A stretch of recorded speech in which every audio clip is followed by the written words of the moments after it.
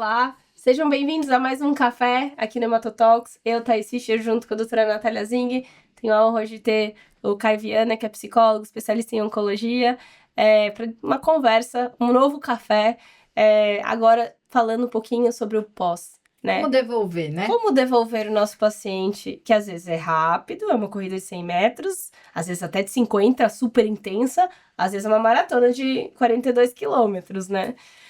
Mas esse paciente agora, ele recebeu, passou em consulta com o médico, falou assim, então hoje temos um PET negativo no final do tratamento com linfoma, agora você vai estar de volta à sua vida, ele tá lá sem cabelo, às vezes 10 quilos mais magros, ou um pós-transplante, ó, agora a gente vai entrar numa fase mais leve do tratamento, volte à sua vida. E esse momento, às vezes, é um outro, lógico, é muito regado de muita felicidade, afinal de contas a gente atinge o principal objetivo do tratamento, mas ele é regado de conflitos, né? De uma nova quebra. Uma quebra do começo, em que ele tá imbuído, ligado nos 220 para tentar passar por tudo aquilo. Como é que volta? E será que volta? Muitos pacientes falam assim: eu não voltei mais. Aquela pessoa que eu era já não é mais essa mesma pessoa agora. Como essa experiência modifica, e se é que modifica. Bom, gente, primeiro que bom estar aqui com vocês, né? Então, muito obrigado pelo convite. Vamos falar dessa parte que eu acho que é tão importante, que é uma das partes pelas quais eu sou mais apaixonado, né? Mas antes de tudo, né, eu queria trazer um pouquinho de uma perspectiva, um pouco ainda do tratamento, né? Do que esse paciente passa, até para a gente justificar um pouquinho o que a gente vai encontrar nesse pós, tá? Esse paciente ele passa por uma série de questões do corpo dele, uma série de expectativas. Esse corpo foi invadido por um monte de quimioterapia, um monte de medicação. E esse corpo E teve por que. pessoas também, né? E Agora por você faz isso, pessoas. você faz aquilo, você não faz isso, você faz aquilo, você fica com roupa, sem roupa, Sim, tudo. exato. Ele foi invadido por muitas informações, internação, enfim, uma série de coisas. E assim, muito do que determina o pós é muito do que essa pessoa viveu no intratratamento, né? Porque uma coisa é fato, vamos supor um paciente de transplante, né? Esse paciente, o que que ele recebe no pré-transplante? Informação. E essa informação nada mais é do que um spoiler do que ele vai viver, né? Então, assim, você vai passar por isso, você pode ter mucosite, você pode morrer, você pode não sei o quê, lá, lá, lá. E aí ele mergulha dentro do transplante e aí ele coloca a cabeça para fora quando sai, né? Ou seja, acabou aqui isso e agora eu vou ter que viver, eu vou ter que me haver com o meu corpo e com a minha vida no pós tudo isso. E por que eu tô falando isso? Porque existe algo muito importante na literatura da psiquiatria, da psicologia principalmente, com pacientes oncohematológicos que viveram transplante, ou às vezes nem viveram transplante, fizeram um tipo de tratamento, que todos os tratamentos, em alguma medida, trazem alguma dor, sejam dores sociais, dores psicológicas ou físicas, tá? E dependendo da maneira como esse paciente foi passando por tudo isso, na hora que ele coloca a cabeça para fora, que ele sobrevive a tudo isso, ele é convidado a reviver tudo isso para reorganizar a vida dele. Então, muito da literatura traz para gente o que a gente chama de transtorno do estresse pós-traumático, que é muito do que esses pacientes sobreviventes acabam passando, ou seja, pós-tratamento acaba sendo essa proposta de um tratamento que agora vai ter que religar esse paciente à vida dele. E aí, gente, muita coisa acontece. Voltam os boletos, as responsabilidades, os status sociais que em alguma medida foram perdidos, né? E uma coisa que eu acho muito incrível quando a gente começa a falar desses pacientes é o seguinte: a gente faz todo um processo psicológico aqui no comecinho, né, do adoecimento, na hora do diagnóstico. A gente faz um mega processo psicológico como se fosse um treinamento para se tornar uma pessoa doente emocionalmente. Inclusive tem as etapas, né? Classicamente escritas, né? Negação, aceitação, barganha e tudo, Sim, todos esses processos. essas são mais as etapas do luto, né? Mas Aham, que não deixa de ser, porque eu tenho que me enlutar pelo corpo saudável, ou seja, sim. eu não sou mais uma pessoa saudável, eu perdi essa condição de saudável, eu passo por essas fases, e aí agora eu tenho que me tornar uma pessoa doente, e eu tenho que vestir a roupa da pessoa doente. O que que é isso agora? Beleza, eu sou doente, eu tenho que aceitar, eu vou tratar, vou me submeter a esse tratamento, vou mergulhar nesse tratamento. Só que ninguém conta que ele tem que fazer o processo inverso para se tornar uma pessoa saudável de novo. E aí, tem muitas coisas que acontecem. Dentre elas, esse transtorno, que eu vou explicar um pouquinho para vocês, mas também acontece algo que ninguém conta, que alguns pacientes podem viver, que é o ganho secundário. Quando eu estava doente, eu tinha atenção, todo mundo me via, todo mundo queria saber de mim, né? Eu tinha carinho, me davam comida na boca. Só que agora não tenho mais, né? Então, uma vez que eu não sou mais doente, que eu não visto mais essa roupa, agora eu sou marido de novo, agora eu sou filho de novo, agora tem que correr atrás, né? Então, quando a gente fala desse pós-tratamento, a gente também está falando de todas essas questões que retornam. E até com a gente mesmo, né? Os pacientes, eles. Você vê que você fala pra ele, volta daqui 3 meses. Ele, daqui 3 meses? Como que eu vou viver esse período sem passar em consulta, Sem coletar sem exame. fazer exame? E acho que anda muito com essas duas coisas que você falou. Acho que uma em realmente como eu vou sair, então, dessa fase de tratamento e para uma fase que eu vou fazer consulta médica. Como também isso, assim, do cuidado. Poxa, mas aquela pessoa que tá cuidando tanto de mim, que tá falando o que eu posso comer, o que eu não posso comer, e aí agora eu só vou falar com essa pessoa daqui 3 meses? Então, acho que realmente faz uma interface desses sentimentos.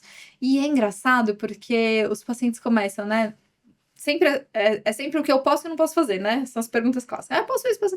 E aí, teve algumas vezes que eu falei, pode, assim, a gente te tratou pra isso, pra você voltar a viver, pra você voltar a passear, pra você voltar a trabalhar, pra você voltar a namorar, E a pessoa, nossa, não tinha me tocado nisso, esse era o objetivo.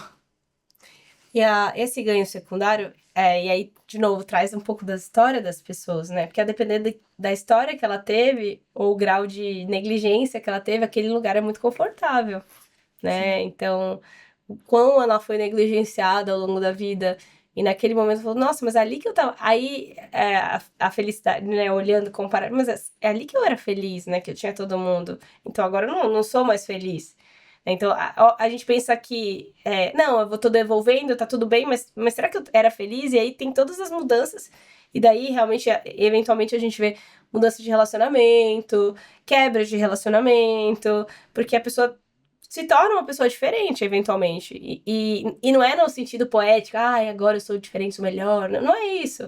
Às vezes é simplesmente enxerga coisas que não enxergava antes, sai daquele posição, às vezes sair dessa posição de doente também é muito difícil, porque ela também tem o seu benefício, né?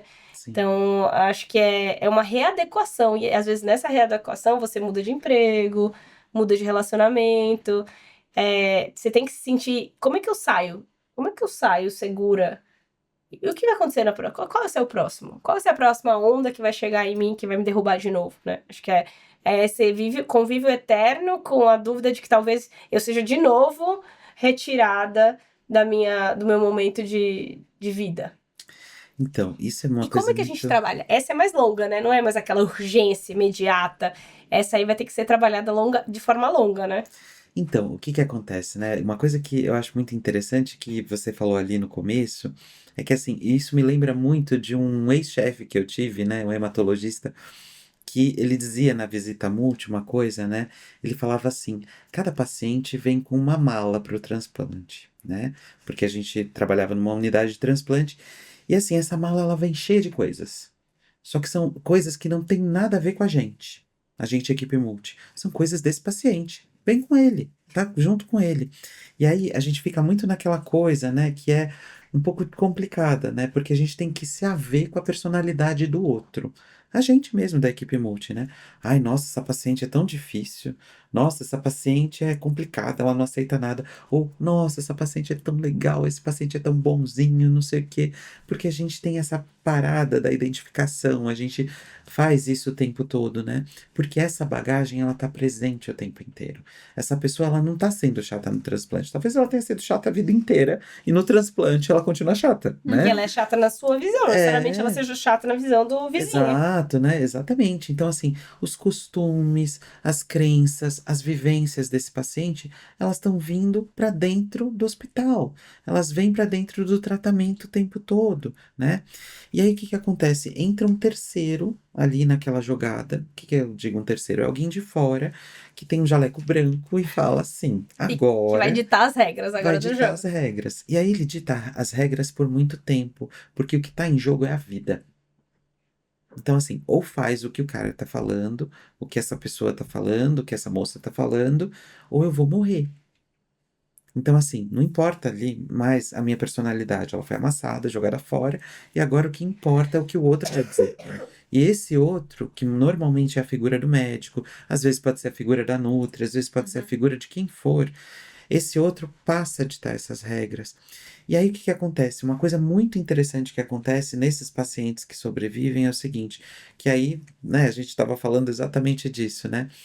E agora? O que que eu faço? Né? Mas, poxa, a gente tratou você para você chegar nesse momento e poder fazer o que você quiser, né?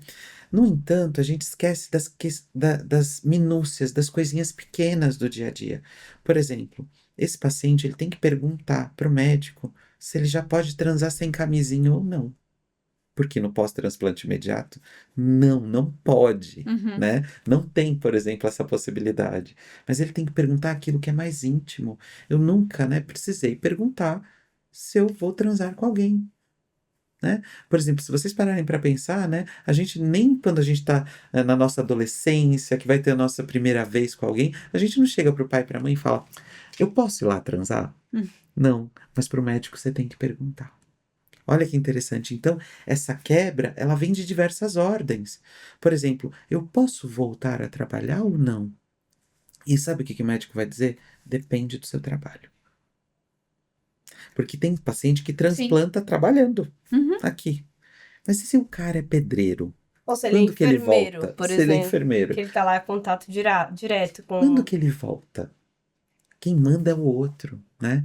E aí, tudo isso vai entrando na conta e entra naquilo que eu falei para vocês do estresse pós-traumático. Em linhas bem gerais, esse conceito ele foi cunhado depois da Segunda Guerra Mundial. Guardem isso, Segunda Guerra Mundial, né?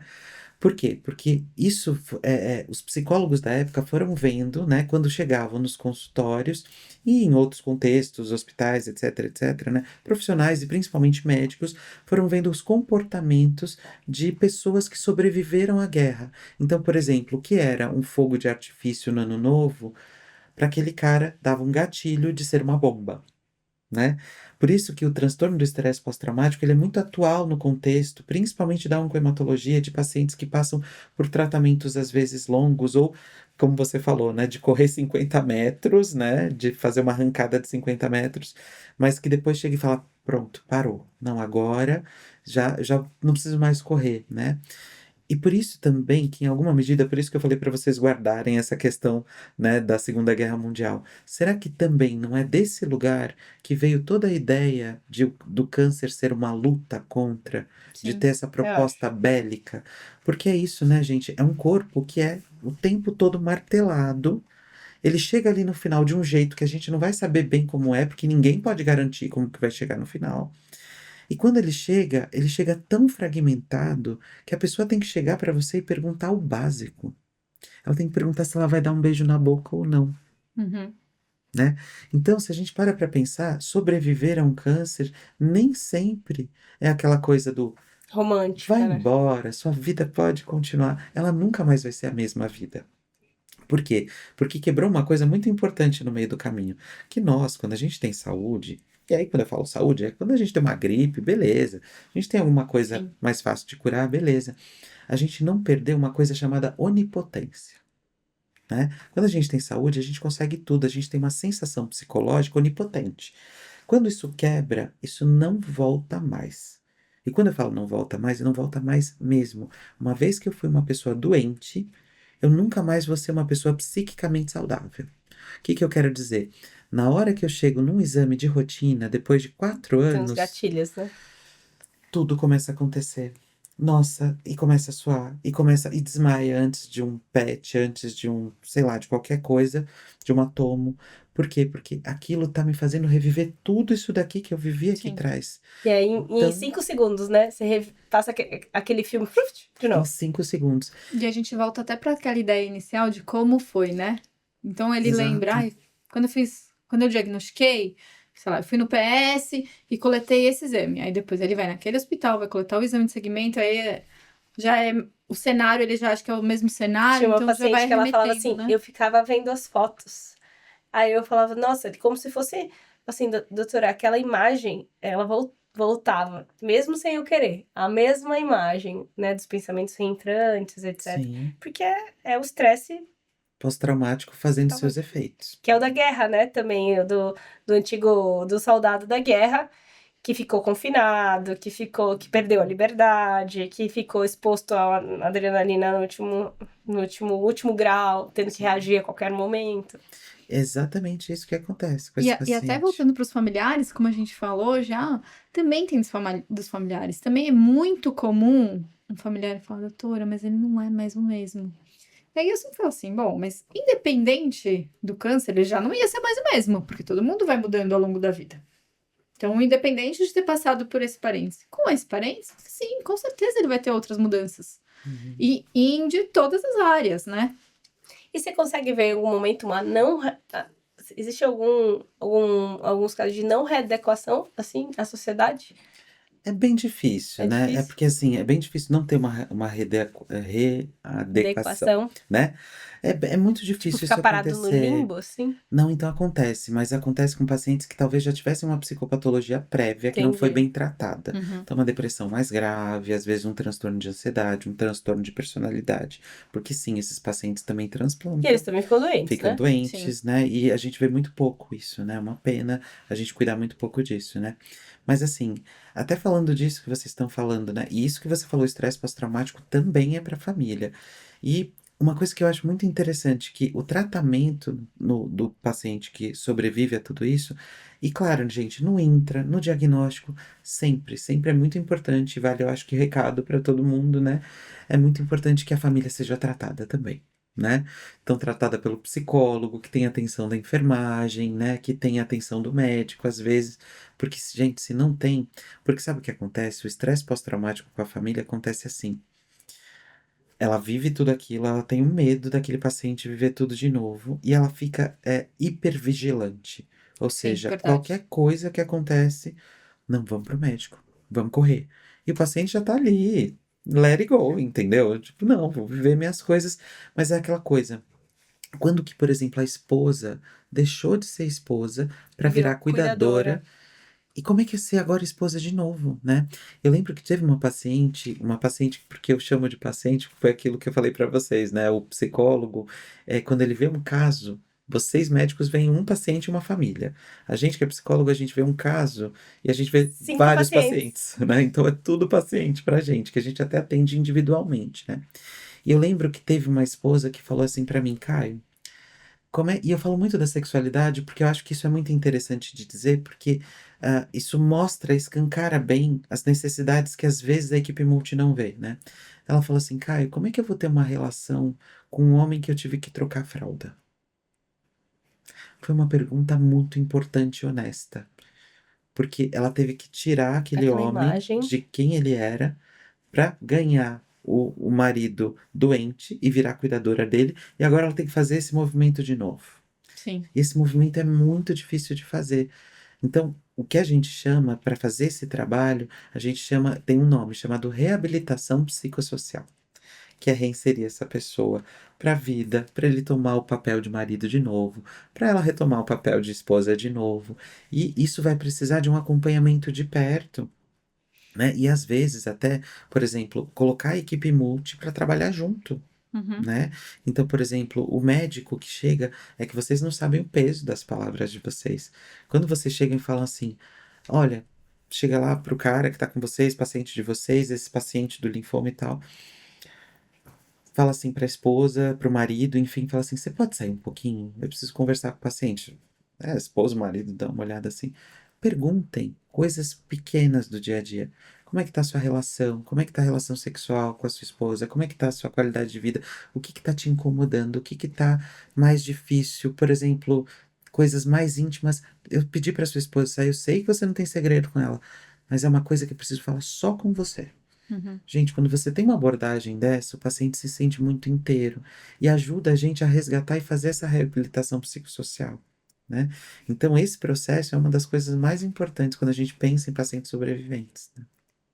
Isso complexo. permanece no long term survivorship, essa marca fica para sempre, 5, 10 anos depois? Fica. Você ainda consegue ver sinais? Fica. E, nossa, super importante falar, Caio, porque, de novo, assim, é outra parte que tem muito preconceito, né? Muito negligenciada também, né? Então, assim, para um familiar, para um paciente vir e abordar isso, ela quebrou 550 mil barreiras. Ela ensaiou na cabeça Então, mentalmente 10 quantas vezes, pessoas tadinho. estão ouvindo isso e ficam até se culpando por sentir isso, sabe?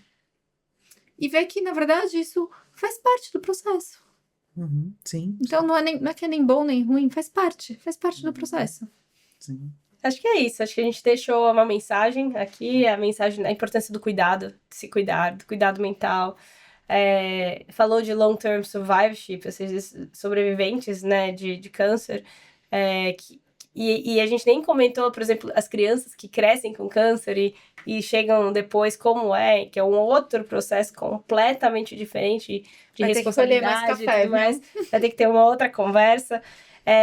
A gente deixem suas dúvidas, sugestões. A gente tá em pequenos cortes no Instagram, mas a gente tá inteiro no YouTube e Mas no deixam Spotify. bastante pra gente trazer o Caio de novo. Deixem bastante dúvidas e outras demandas que a gente possa trazer o Caio para tratar um pouco as nossas angústias e as angústias dos pacientes, né? Sim, é isso. E eu acho que assim, gente, só assim uma mensagem que eu acho que é muito legal, uma mensagem final assim que eu acho que é importante, também de dizer um pouquinho disso, né, de a importância não só de pensar esses aspectos, né, cuidar da família, ter ali um contato da equipe multi de uma maneira geral, incentivando a entrada do psicólogo, mas também é muito importante que toda doença ameaçadora da vida trate dentro da equipe de oncohemato mesmo, da vinda de um profissional do cuidado paliativo. Cuidado paliativo cuida de vida, não cuida de Exato. morte. Então, isso é muito importante. Por quê? Porque eu acredito, e eu faço uma crítica ao cuidado paliativo de uma maneira geral, que é o seguinte: eu acredito muito na ideia de que todo mundo deveria ser paliativista, deveria ter ações paliativistas e Uhum. sempre estudar cuidado paliativo. Mas dentro de um cuidado com um paciente oncohematológico, por mais que essa equipe não retorne, não fique no caso, é importante que ela acompanhe também. E por último, né, a gente está falando desses pacientes sobreviventes, que eu acho muito importante. Eu acho que o papel do psicólogo com esses pacientes para reabilitar na vida, quando a gente quebra a onipotência, né, quando a doença vem, o tratamento vem e ele sai daquele mergulho que foi o tratamento, né, muito do trabalho do psicólogo, quando quebra alguma coisa, é o kintsugi. Não sei se vocês sabem, mas o kintsugi é aquela arte oriental que quando se É quebra verdade. alguma coisa, a gente cola com fio de ouro. E deixa colando, né? E deixa deixa. os caquinhos aparecendo. Exatamente, os cacos têm que aparecer porque quebrou. Mas quem sabe essa colagem não seja um processo muito mais bonito depois do tratamento, né? Então, isso é A gente legal. falou outro dia do Cuidado 360 e eu brinquei que na verdade é 180, né? Porque a gente não quer devolver ele pro mesmo ponto. A gente quer devolver ele de forma diferente. Uhum. Então, Muito bom, obrigado. Caio. Muito obrigada. Obrigado.